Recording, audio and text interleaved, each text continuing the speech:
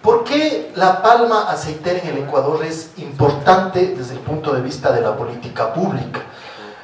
Yo no voy a profundizar en esto porque nuestros socios estratégicos del sector privado el día de mañana van a dar una visión mucho más detallada de las características y las condiciones en las que se desenvuelve la cadena, pero por lo menos en términos macroeconómicos, la cadena de palma aceitera en el Ecuador ha sido nominada desde la perspectiva del Estado como una cadena estratégica, porque tiene varias connotaciones. Una de ellas es la importancia económica, productiva, pero quizás las más importantes son su importancia social, alimentaria y también, por supuesto, desde la perspectiva de una producción sostenible hacia el futuro, como bien lo decía María Victoria. Efectivamente, en el Ecuador se estima que hay alrededor de 7.000 productores de palma, de los cuales la gran mayoría, el 87%, si nosotros establecemos como parámetro de referencia la producción de menos de 50 hectáreas, son pequeños productores.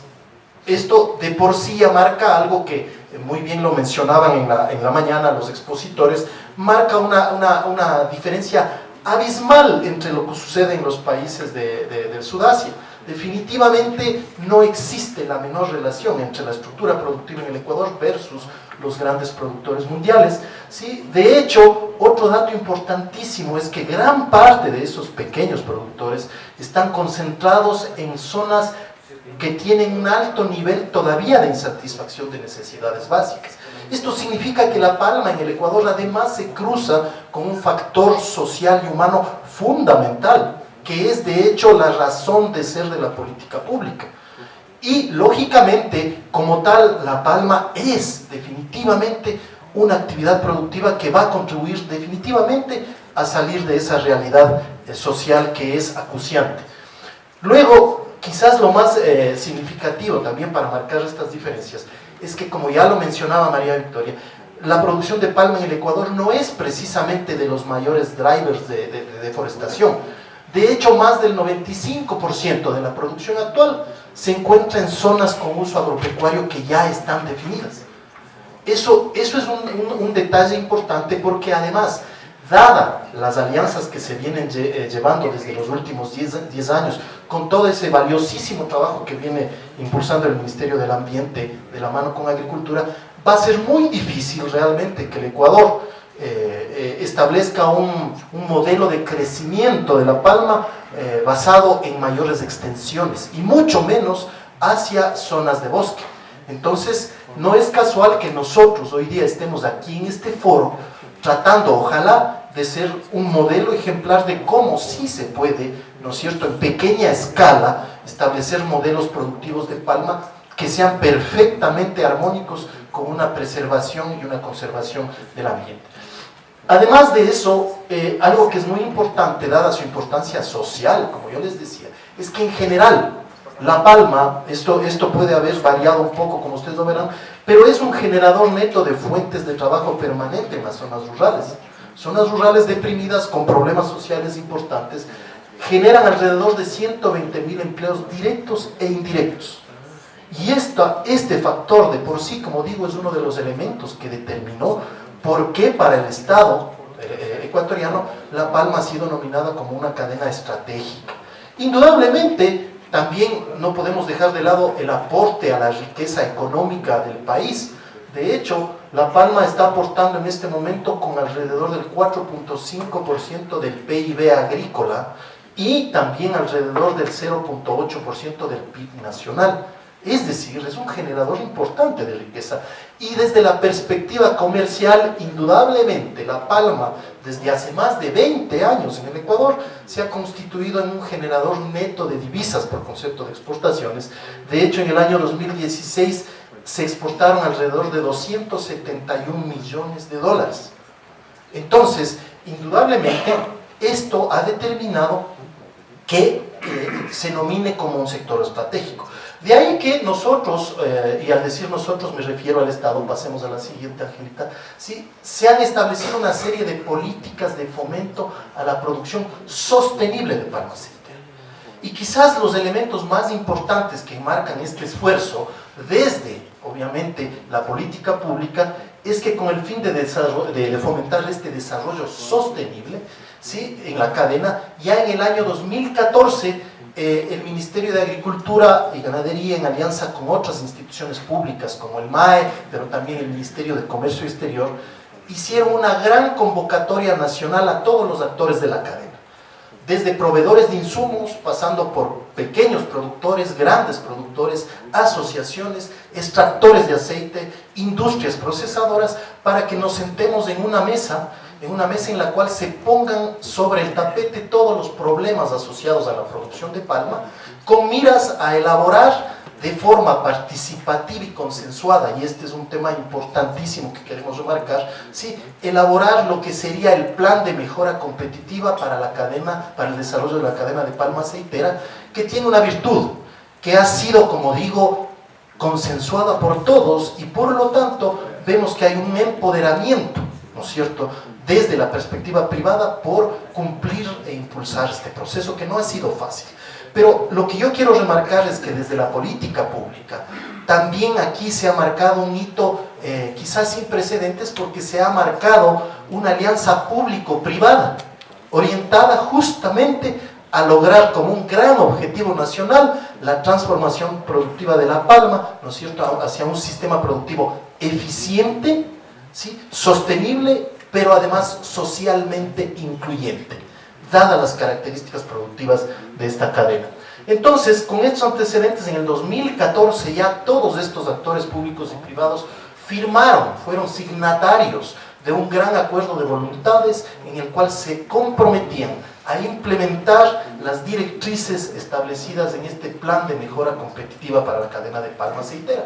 Y desde finales o inicios, digamos, más bien del año 2015, se ha venido trabajando permanentemente en una serie de mesas temáticas en las cuales se ha avanzado mucho, pero todavía nos faltan algunos temas pendientes. Yo lo que voy a hacer es un poco enfocarme en el marco de esta gran alianza, ¿no es cierto? Voy a enfocarme a mostrarles cuáles han sido los avances que se han dado, pero en relación, dado que este foro tiene que ver con la certificación y los principios de RSPO, yo quisiera establecer una correlación de lo que se ha avanzado en relación a cada uno de esos principios.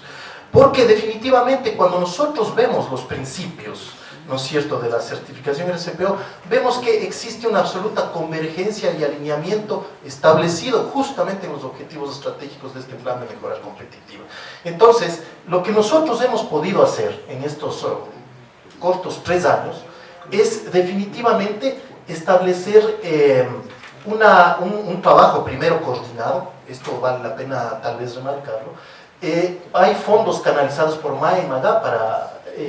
apoyar el desarrollo de planes de implementación, y lógicamente a esto ya se refirió María Victoria, pero definitivamente este es un plan, sí, que viene siendo impulsado y también apoyado desde el Ministerio de Agricultura, justamente porque ha habido una excelente coordinación entre estas dos instituciones al menos, porque hay otros actores públicos que también están alineados con esta iniciativa. De hecho, el 24 de agosto, ya lo mencionó, no voy a profundizar en esto, MAE, MAGA, Bancupe y FEDAPAL suscribieron, como ustedes son testigos, y sobre todo el doctor Weber, él sabe que ya hace un año, casi un año atrás, esta alianza público-privada suscribió una carta de intención para acceder y comprometer todo su esfuerzo y todos sus recursos hacia la obtención de la certificación jurisdiccional RSPO. Pero bien, como yo digo, en relación a los principios, respecto del principio de transparencia, ¿qué hemos avanzado? ¿Qué hemos hecho? ¿Qué actividades públicas podrían ser susceptibles de asimilarse a este principio? Definitivamente, el mismo plan de mejora competitiva de la cadena de palma aceitera, que está perfectamente sintonizada con estos principios, es una realidad que viene ya desarrollándose, como digo, desde hace 3 años. Y es un plan que va a marcar, como digo, la bitácora del desarrollo y la transformación productiva de la palma. Aquí mismo ya tenemos, creo yo, un elemento que podría cumplir con esos indicadores que se requieren, que son bastante amplios, bastante complejos en cierta medida, pero creemos que nosotros estamos avanzando en esa dirección de manera positiva. Además de eso, se ha hecho todo un proceso de recolección y sistematización de la información sobre palma aceitera. Respecto del todo el tema del principio de transparencia, de hecho, creemos que ya en los próximos meses está a punto de arrancar un censo palmero, que tiene como objetivo hacer un levantamiento detallado de un catastro que va a marcar las características, condiciones y verdadera situación actualizada al día de hoy de la producción de palma en el Ecuador. Esta información indudablemente va a ser, creo que, un insumo fundamental para fortalecer este proceso de este plan estratégico de desarrollo para la palma. Además de eso,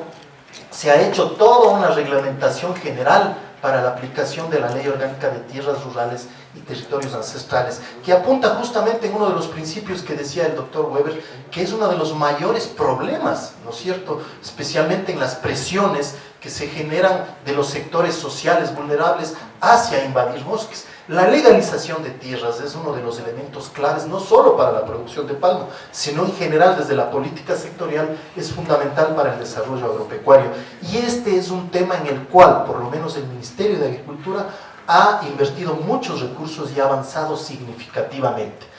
El otro tema importante es que se han establecido como mesas justamente de intercambio de información, de transparencia, pero sobre todo como mesas de retroalimentación desde los actores del territorio, los consejos sectoriales y los consejos consultivos establecidos por el Ministerio de Agricultura, que garantizan la participación de todos los sectores sociales y productivos de la ciudadanía, y sobre todo a nivel de los territorios, porque como bien decía María Victoria, si nosotros no involucramos a los gobiernos locales, tendríamos corremos el riesgo de convertirlos a ellos probablemente en una grave dificultad para estos desarrollos, cuando al convertirlos en nuestros socios pueden más bien transformarse en unos grandes facilitadores del proceso. Finalmente, faltaba Angelita, el Consejo Consultivo de la Palma Aceitera es un consejo que el Ecuador ha venido trabajando no de ahora. Realmente este consejo, si no me equivoco, ya va a cumplir casi 20 años de funcionamiento. Y creo que ha sido un espacio fundamental, porque es un espacio que convoca a todos los actores de la cadena, pero es un espacio que se convierte en una mesa de diálogo técnica, neutral, entre el sector público y privado, para plantear la problemática, pero a la vez plantear las soluciones. Este consejo todavía está activo y yo creo que puede jugar un rol fundamental en el proceso que nosotros queremos impulsar a partir del día de hoy, con los resultados que sin duda alcanzaremos el día de mañana. En el siguiente elemento, respecto del principio de cumplimiento con leyes y regulaciones aplicables, creo que María Victoria fue mucho más explícita. Creo que en el Ecuador, a raíz del establecimiento de una constitución tan avanzada, probablemente es una de las únicas en el mundo que confiere derechos a la naturaleza, es decir, le personifica, le hace susceptible de que se tienen que cumplir derechos, y por lo tanto garantiza que el sector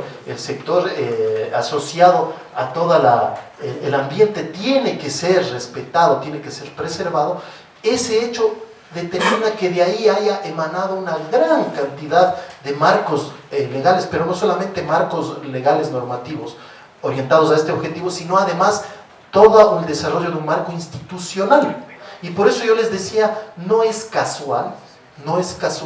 este trabajo armonioso que se ha venido desarrollando entre el Ministerio de Agricultura y el Ministerio de Ambiente. Como lo decía la señora subsecretaria Carol Checave en la intervención de la mañana, esto nos ha permitido a nosotros mismos, desde la perspectiva pública, constatar que no necesariamente los objetivos del Ministerio de Ambiente con el Ministerio de Agricultura tienen que estar reñidos. Más bien encontramos que existen una gran cantidad de temas comunes y además convergentes. Entonces, esta situación ha determinado que se desarrolle, pero además, quizás lo más importante es que el Ecuador ha definido claramente cuáles son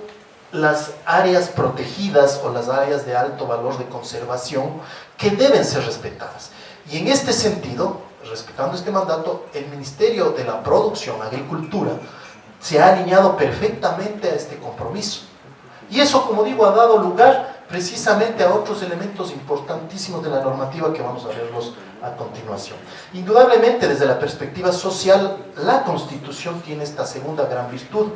asegura plenamente los derechos de la ciudadanía, de los trabajadores y sobre todo de los grupos más vulnerables y débiles, ¿no es cierto?, grupos sociales, y a través de toda la normativa laboral, pero también social, aplicada a la producción agropecuaria, también se está avanzando muchísimo en esta línea. Siguiente. Respecto de los compromisos con viabilidad económica y financiera, también se ha avanzado desde la perspectiva de la política pública, ya que se ha hecho toda una propuesta para la implementación de un fondo privado de fomento a exportaciones. Y esto hay que reconocerlo, es una iniciativa privada. En este sentido, el Estado, a través de sus instituciones públicas, ha venido un poco facilitando el proceso, apoyando con asistencia técnica, con la consulta legal, con buscar la compatibilidad a los marcos jurídicos imperantes, y de hecho existe una propuesta, pero no solamente de este tipo de fondos para fomentar exportaciones, sino además también iniciativas para la creación de lo que se llaman los fondos gremiales de contingencia, por ejemplo, para coyunturas internacionales de precios bajos, deprimidos, para requerimientos gremiales o asociativos de financiamiento, también para el tema técnico. Y esto es un tema que se viene impulsando desde también el Estado, pero hay que reconocer una iniciativa interesante que se viene desarrollando por iniciativa propia del sector privado. Otro tema importante es que como un incentivo justamente a garantizar la viabilidad económica es que se ha obtenido la exoneración del 100% del pago del anticipo de impuesto a la renta, que es una norma que prevalece en el Ecuador con fines dada la legislación fiscal, ¿no? Pero se ha logrado que a los productores de palma se les exonere consecutivamente ya los últimos 3 años de este pago, justamente para, como digo, darles un mayor elemento de apoyo y fomento financiero. Y desde luego también se ha trabajado, aunque no está aún completo este tema, pero se ha dado grandes pasos en el desarrollo de la política crediticia específica para la palma aceitera. En el Ecuador existen resoluciones desde la banca pública sectorial, ¿no es cierto?, que es el ex Banco Nacional de Fomento, ahora rediseñado y relanzado como Ban Ecuador, el Banco de Desarrollo, ¿no es cierto?, en donde se estableció toda una serie de líneas de crédito orientadas a reestructuración de deudas vencidas, considerando las situaciones coyunturales económicas graves que sobre todo están pasando un amplio sector de pequeños productores de palma, ¿no es cierto? También los créditos se orientan a dar facilidades y condiciones muy flexibles de crédito para la formación de plantaciones de palma aceitera a nivel nacional, pero siempre y cuando, y esto es interesante, cumplan plenamente con el objetivo de ser nuevas plantaciones con un enfoque 100% sostenible desde el punto de vista. Y de ahí el alineamiento, como digo, a lo que estamos viendo este día en el foro sobre el CPO. Además de eso, también el crédito se concentra en la renovación de plantaciones que han tenido problemas sanitarios. Creo que en Latinoamérica el tema de la influencia de ciertas plagas y enfermedades es un elemento clave que también tiene que ser considerado en la planificación que se haga en este día, en un insumo valioso para el plan que se haga para la adopción gradual de RCPO. Es un tema latente que está creciendo en el Ecuador, en el cual probablemente el Estado está tratando de tomar medidas con muy pocos recursos, pero sobre el cual se tiene que trabajar de forma urgente, y ahí sí creo que va a ser muy valiosa también la cooperación internacional. Respecto del cuarto principio, en cuanto a uso de mejores prácticas para cultivadores y procesadores, desde hace mucho tiempo la Autoridad Sanitaria Nacional del Ecuador ha establecido la guía de buenas prácticas agrícolas para el cultivo de palma aceitera, y de hecho este elemento está incorporado, como yo decía, en los instrumentos crediticios para fomentar nuevos cultivos de palma. Entonces se tiene que cumplir necesariamente, y esto significa que los productores deben establecer o deben obtener estas certificaciones necesarias que tienen en cuenta obviamente no solamente un enfoque de eficiencia, sino además de sostenibilidad. Respecto del siguiente principio, bueno, otras políticas públicas también asociadas con esto es que se declaró la emergencia sanitaria de la PC. De hecho, el sector palmicultor en el Ecuador estuvo en emergencia hasta el 31 de diciembre del 2016 y muy probablemente el ministro va a prorrogar este tema porque estamos elaborando algunos elementos de un plan para atacarlo, ¿no es cierto? Se levantó el censo de emergencia en Esmeraldas para determinar la verdadera y real incidencia de esta plaga en la producción de palma y se ha ejecutado la primera fase del plan de emergencia contra la PC. Esos son algunos avances importantes que se han dado. Respecto de la responsabilidad con medio ambiente y conservación, aquí nuevamente yo quisiera recalcar que no hubiera sido posible avanzar si no es gracias a este trabajo muy coordinado entre el MAGAP y MAE, que dio como resultado el establecimiento del mapa de zonificación agroecológica para el cultivo de palma aceitera. Eso se estableció no solamente entre el Ministerio de Agricultura y el Ministerio del Ambiente, sino además entre el Ministerio Coordinador de la Producción, es decir, hay 3 secretarías de Estado que están avalando este objetivo, en el cual se trazó claramente la cancha y en donde se garantiza definitivamente que la producción de palma se realizará fuera de áreas protegidas y de alto nivel de conservación establecidas en el Sistema Nacional de Áreas Protegidas. ¿Sí? Eso significa, siguiente Angelita, esto significa que las áreas protegidas que quedan expresamente excluidas para la producción de palma son todo el patrimonio forestal, todo el área de bosques y vegetación protectora, las zonas de amortiguamiento, la zona intangible Yasuní, bosque nativo, programa socio-bosque. Indudablemente que este mapa todavía es un mapa muy amplio, porque lo que nosotros debemos hacer es a partir de este gran acuerdo nacional, que también es compartido con el sector privado, porque este es uno de los resultados, recalco, del plan de mejora competitiva para la palma, en el cual participó el sector productivo, ¿no es cierto? Esto todavía tenemos que aterrizarlo para delinear esas zonas. Y por eso en una de las preguntas que bien hacía un compañero al final de la intervención de María Victoria, decía,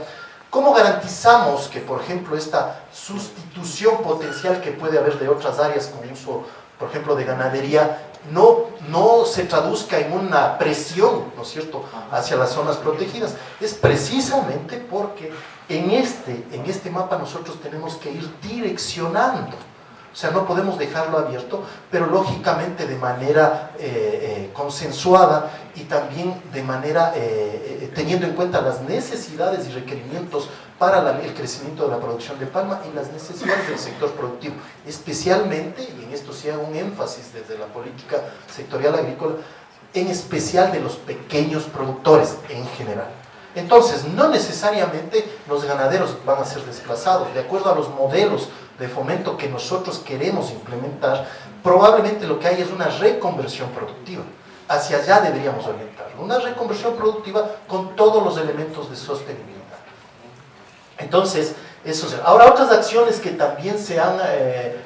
tomado para el tema de conservación es que es necesario hacer todo un análisis de prefactibilidad obligatorio para la implementación del tema de biodiesel en Ecuador. Estamos buscando la alternativa de diversificar también la producción y el uso del aceite de palma para tal vez ir hacia energías más limpias, ¿no es cierto?, aprovechando también darles estas salidas y estos canales con fines, ¿no es cierto?, de fomento productivo hacia el interior. Porque especialmente en los últimos 2 o 3 años, los sectores productivos, especialmente productores pequeños, han tenido serias dificultades dada la enorme correlación que existe del precio de la palma con las cotizaciones internacionales del aceite. Respecto del sexto, consideraciones responsables para los empleados libres de comunidades, como ya dije, existe todo un marco jurídico vinculante que garantiza el bienestar social, garantiza los derechos, la igualdad, pero sobre todo el bienestar de los trabajadores. Y de hecho, por ejemplo, se estableció un salario mínimo vital que, si bien es cierto, puede ser bastante digno desde el punto de vista social, en muchas ocasiones ha constituido una grave dificultad para el desarrollo productivo. Sin embargo, ese marco se lo cumple, es obligatorio, y particularmente el Código del Trabajo prohíbe expresamente el trabajo infantil. En este sentido, estudios últimos han determinado que esta grave práctica, esta terrible práctica deshumanizante ha sido ya totalmente erradicada en la producción de palma en el Ecuador. La agencia ambiental además garantiza la participación social en las políticas ambientales a través de foros en donde se informa a las comunidades de todos los proyectos ambientales, que es lo que ya de manera muy clara lo mencionó María Victoria. El siguiente tema, que tiene que ver con desarrollo responsable de nuevas siembras, justamente se orienta a establecer un marco jurídico vinculante, en donde que el primer elemento, como yo decía, es el establecimiento del mapa de zonificación agroecológica. La cancha se trazó y se definieron claramente estas reglas. Lo que se va a hacer es impulsar, ya se está trabajando, ¿no es cierto?, en impulsar un modelo productivo que tenga como objetivo el fortalecimiento de la integración de la cadena a través del impulso de alianzas estratégicas, también con el aval y el apoyo del sector público, que permitan especialmente a ese amplio grupo de pequeños productores trabajar de manera integrada con las empresas procesadoras, ¿no es cierto?, y refinadoras de aceite. Es lo que se conoce como el modelo de negocio inclusivo, del cual ya existen unas experiencias muy interesantes en el país que estamos pretendiendo que sean optimizadas. Y a esto justamente, como ustedes verán probablemente en la ponencia de la tarde, justamente uno de los elementos claves de la consultoría que se está realizando es un poco impulsar ese modelo con todos los elementos, ¿no es cierto?, de sostenibilidad. El otro tema es que se exige siempre una licencia y o permiso ambiental obligatorio para cualquier proyecto productivo. Y esto es en general, no solamente es para palma. Esto significa que los productores primero tienen que calificar y demostrar que no van a tener ningún efecto, ¿no es cierto?, sobre potenciales impactos negativos sobre el ambiente. Y para ello también se ha establecido el Sistema Único de Información Ambiental, que creo que ya lo mencionó María Victoria, en el cual justamente, alineado también con el primer principio de transparencia, se facilita a los productores y empresas obtener la información, los pasos y la licencia de una forma bastante expedita. Finalmente, el compromiso con la mejora continua. En el marco del PMC, como yo decía, se conformaron mesas técnicas que han venido funcionando los últimos 3 años de forma permanente. En estas mesas técnicas se ha establecido un trabajo orientado, como digo, a implementar todos los objetivos acordados en el plan de mejora competitiva y, lógicamente, en el corto, mediano y largo plazo alcanzar esta transformación. Pero quizás lo más significativo para efectos del foro que está desarrollándose hoy día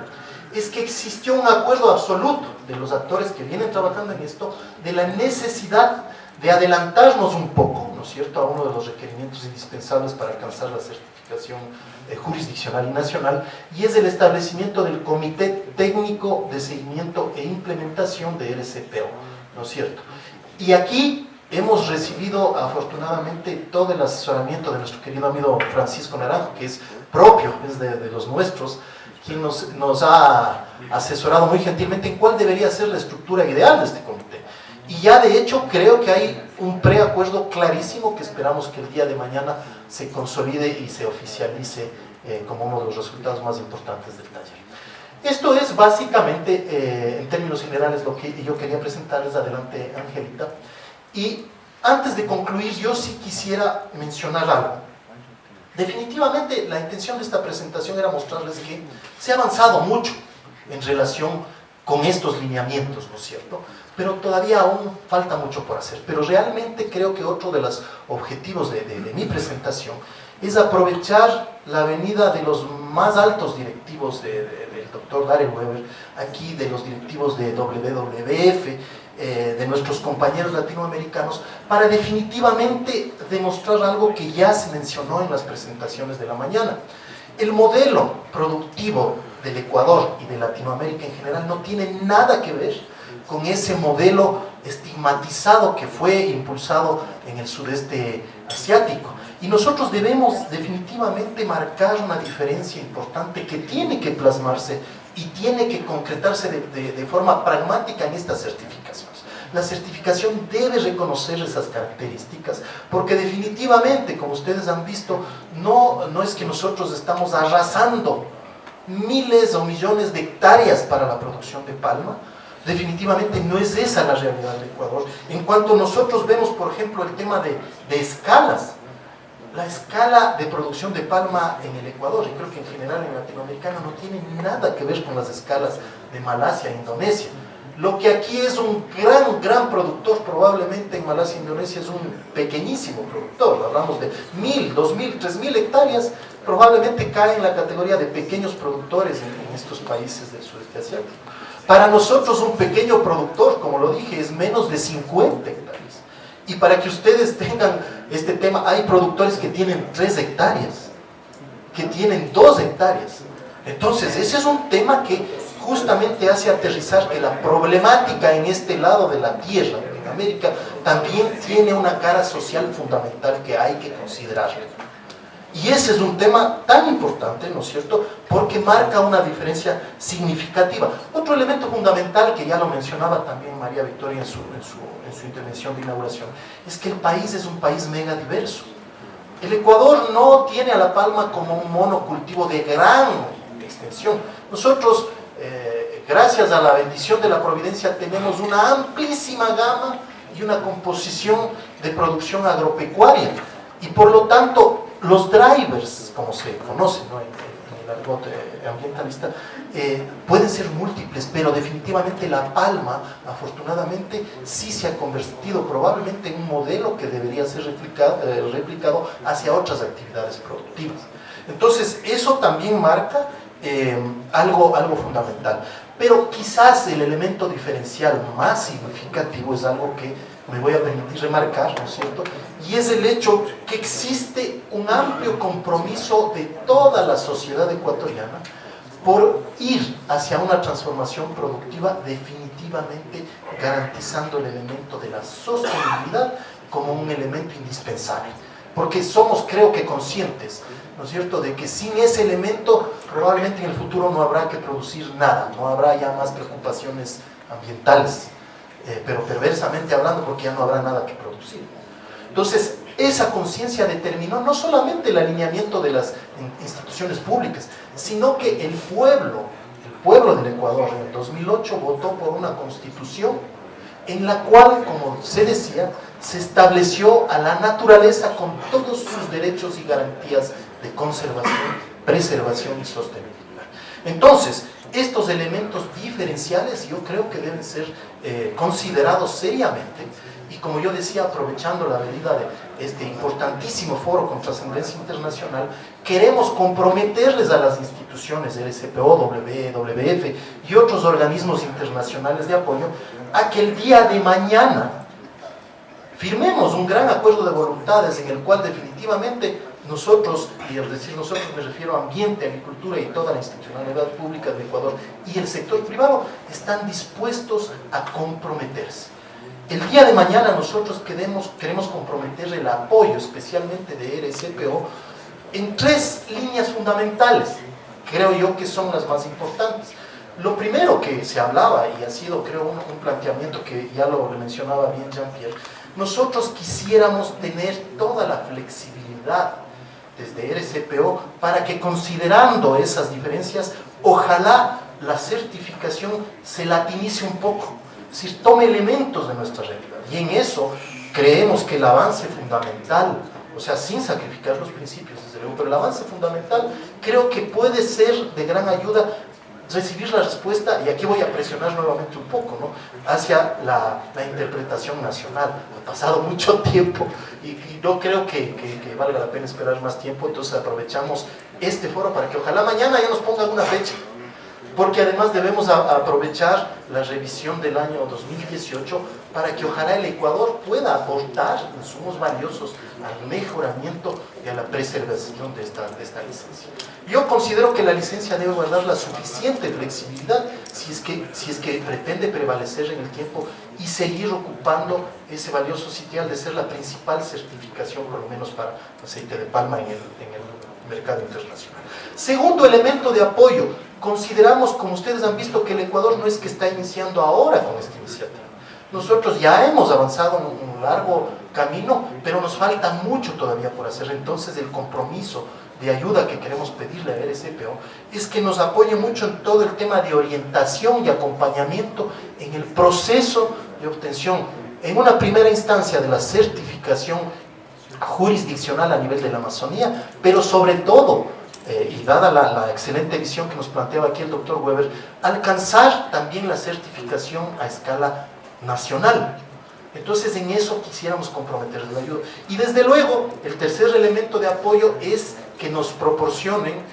todos el apoyo de recursos técnicos, pero también financieros. Sabemos que este proceso es un proceso arduo, es un proceso largo, costoso, pero en esto sí queremos comprometerles el apoyo, porque definitivamente lo que yo quiero aquí manifestar es que el Estado ecuatoriano, el gobierno del Ecuador, junto con el sector privado en esta inédita alianza estratégica, va a seguir adelante con este compromiso. Y algo que es muy importante, por lo menos desde el Ministerio de Cultura, dada la importancia que nosotros mencionábamos al principio de mi presentación, creo que el Ecuador no va definitivamente en el futuro a sacrificar la producción de palma, no va a renunciar a eso. Y por un simple hecho, porque finalmente quien hace la producción es el sector privado, son los grupos sociales de los sectores rurales, muchas veces deprimidos. Y yo quisiera concluir mencionando algo que es muy importante. De las conversaciones que yo he tenido con pequeños productores, con grandes productores, me quedó algo muy interesante que decía un pequeño productor, y decía: el que es productor de palma por una vez, es productor de palma para siempre. Entonces, esto que podría parecer un motivo de preocupación, también va a ser, creo yo, el factor dinámico, impulsor, que va a permitir que el país, con ayuda de las instituciones internacionales, sin duda alguna, en el corto, en el mediano, en el largo plazo, alcance estas metas y objetivos que sin duda todos aquí compartimos y estamos conscientes de alcanzar. Ese es el mensaje que quería dejarles y nuevamente